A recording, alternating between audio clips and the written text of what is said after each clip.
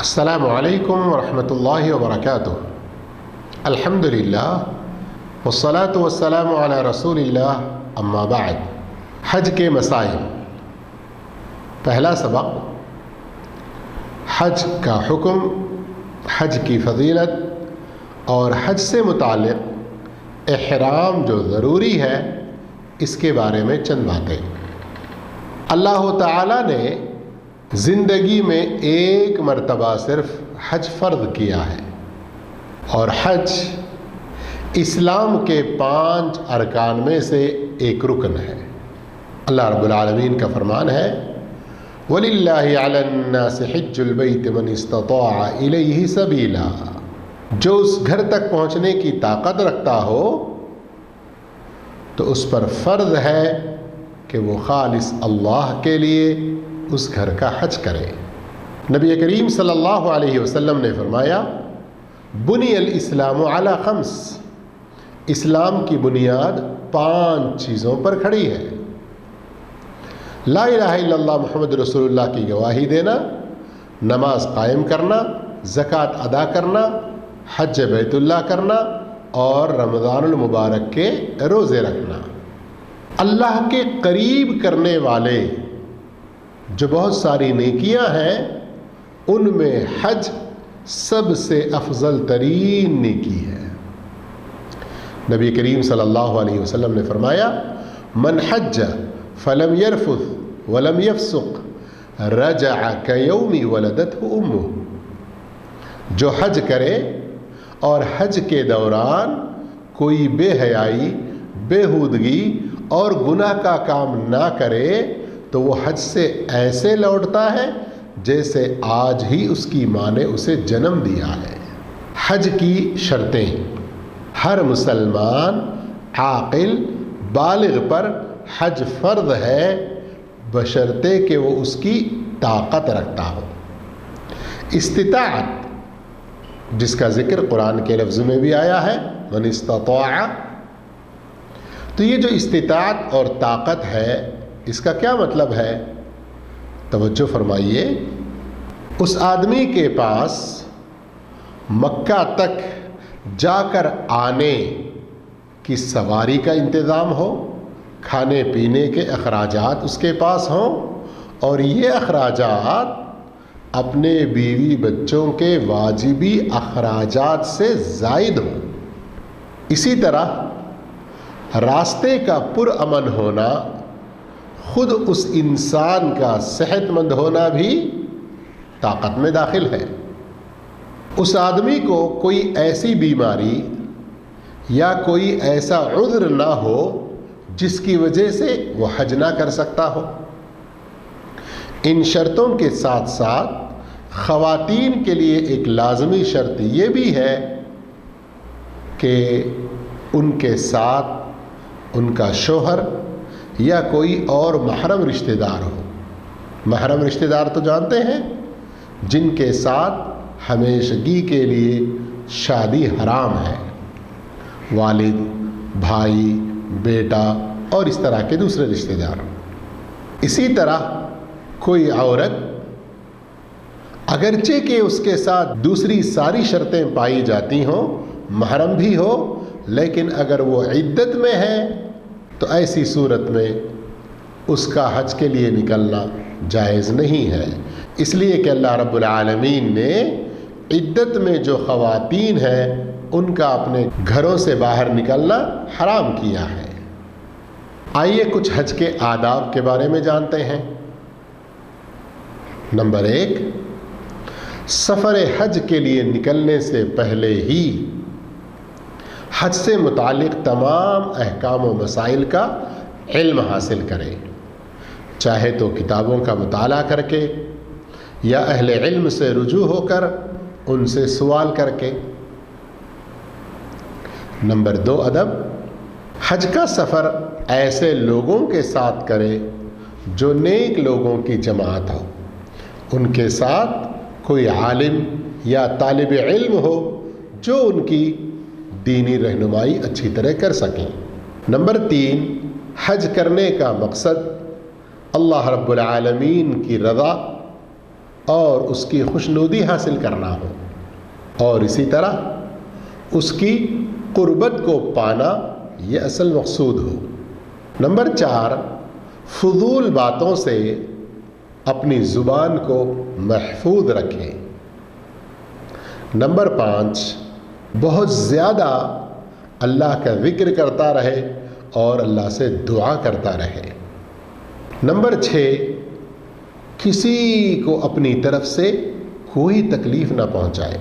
Number 7، خواتین کو چاہیے کہ وہ اپنے ستر و حجاب کا پورا خیال رکھیں، اور جہاں مردوں کی چہل پہل ہو، رش ہو، ایسی جگہ جانے سے اپنے آپ کو بچا کے رکھیں اور زیب و زینت والا لباس اختیار نہ کریں۔ نمبر 8، حاجی کو چاہیے کہ یہ بات ذہن نشین رہے کہ وہ ایک عبادت کے سفر پر نکلا ہوا ہے، وہ سیر و تفریح کے لیے نہیں نکلا ہے۔ بعض حاجی لوگ، اللہ انہیں اور ہم سب کو ہدایت عطا فرمائے، سفر حج کے دوران بھی شاید بھول جاتے ہیں کہ وہ ایک عبادت کے سفر میں ہیں، اپنے اوقات کو اللہ کی ناراضگی میں گزارتے ہیں۔ تصویریں اتارنا، راستے بھر میں ویڈیو بناتے رہنا اور دوسرے بیکار مشغلوں میں رہتے ہیں، جو کہ ایک حاجی کے لیے مناسب نہیں ہے۔ آئیے اب ہم احرام کے بارے میں جانتے ہیں۔ احرام کہتے ہیں حج یا عمرے کی عبادت میں داخل ہونے کی نیت کر لینا، اور معلوم ہے کہ نیت دل کے ارادے کا نام ہے، زبان سے پڑھا نہیں جاتا، کہا نہیں جاتا۔ جب کوئی انسان حج یا عمرے کی نیت کر لیتا ہے تو پھر اس پر احرام واجب ہو جاتا ہے۔ اب اگر کوئی حج کرنے والا یا عمرہ کرنے والا مکہ سے باہر سے آنے والا ہو تو ایسی صورت میں رسول اللہ صلی اللہ علیہ وسلم نے مکہ کے اطراف میں جو 5 میقات مقرر فرمائے ہیں، ان 5 میقات میں سے کسی ایک میقات سے احرام کرنا واجب ہے۔ نمبر 1، ذو الحلیفہ۔ یہ مدینہ سے قریب میں ایک چھوٹی سی بستی ہے جسے آج کل ابیار علی کہا جاتا ہے، اور یہ اہل مدینہ کا میقات ہے۔ نمبر 2، الجحفہ۔ یہ رابغ کے قریب ایک بستی ہے، آج کل رابغ ہی سے احرام باندھا جاتا ہے، اور یہ اہل شام کا میقات ہے۔ نمبر 3، قرن المنازل، جسے السیل الکبیر بھی کہا جاتا ہے۔ یہ مکہ سے تقریباً 80 کلومیٹر کے فاصلے پر طائف کے قریب ہے، اور یہ اہل نجد کا میقات ہے۔ نمبر 4، یلملم۔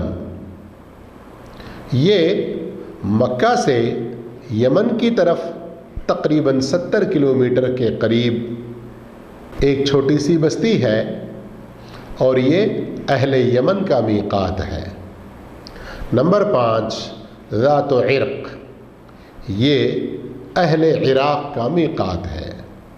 یہ 5 میقات اللہ کے رسول صلی اللہ علیہ وسلم نے مقرر فرمائے ہیں ان بستیوں والوں کے لیے جن کا نام ہم نے ذکر کیا، اور ان لوگوں کے لیے بھی جو بھی وہاں سے گزرا۔ اگر اس کا ارادہ حج یا عمرے کا ہے تو پھر بغیر احرام کے وہ ان میقات کو پار نہیں کر سکتا۔ البتہ جو مکہ کے رہنے والے ہیں اور اسی طرح حدود حرم کے باہر میقات کے اندر رہنے والے ہیں، وہ لوگ اپنے ہی گھروں سے حج کا احرام باندھیں گے۔ احرام سے پہلے یہ کچھ کام ہیں جن کا کرنا مسنون ہے۔ نمبر 1، ناخن نکالنا، بغل کے بال نکالنا، مونچھیں ترشوانا، زیر ناف کے بال نکالنا اور اسی طرح غسل کرنا، خوشبو لگانا۔ تو یاد رہے خوشبو جسم میں لگا سکتے ہیں، احرام کے لباس میں نہیں لگا سکتے۔ نمبر 2، جسم کے اعضاء کے مطابق سلے ہوئے کپڑے اتار کر ایک تہبند اور ایک چادر کاندھوں پر ڈال لیں گے، جبکہ خواتین ان کی اپنی مرضی کے مطابق جو بھی چاہے لباس پہن سکتے ہیں، لیکن زیب و زینت والا لباس نہیں پہنیں گی۔ خواتین کا پوری طرح سے باپردہ ہونا ضروری ہے اور اجنبی مردوں کے سامنے اپنے ہتھیلیوں اور چہروں کا بند رکھنا بھی ضروری ہے۔ البتہ خواتین اپنے ہاتھوں میں دستانے نہیں پہنیں گے اور اپنے چہرے پر جو سوراخ والے نقاب ہوتے ہیں، اسکارف، وہ نہیں پہنیں گے، لیکن جب اجنبی مردوں کا سامنا ہو تو کوئی بھی ایک پلو ڈال کر اور کسی کپڑے سے اپنے ہاتھوں اور چہروں کو ضرور چھپا لیں گے۔ نمبر 3، قریب میں جو مسجد ہو میقات پر، اگر کوئی نماز کا وقت ہو تو پھر وہاں نماز پڑھ کر اس کے بعد وہ اپنے حج یا عمرے کا احرام کرے، اگر نہیں تو پھر وہ تحیۃ المسجد بھی پڑھ سکتے ہیں یا تحیۃ الوضو بھی پڑھ سکتے ہیں۔ پھر اس کے بعد وہ احرام کریں گے، یعنی عمرہ یا حج کی عبادت میں داخل ہونے کی نیت کر لیں گے۔ اس طرح پہلے سبق میں ہم نے احرام تک کے مسائل کی جانکاری حاصل کی۔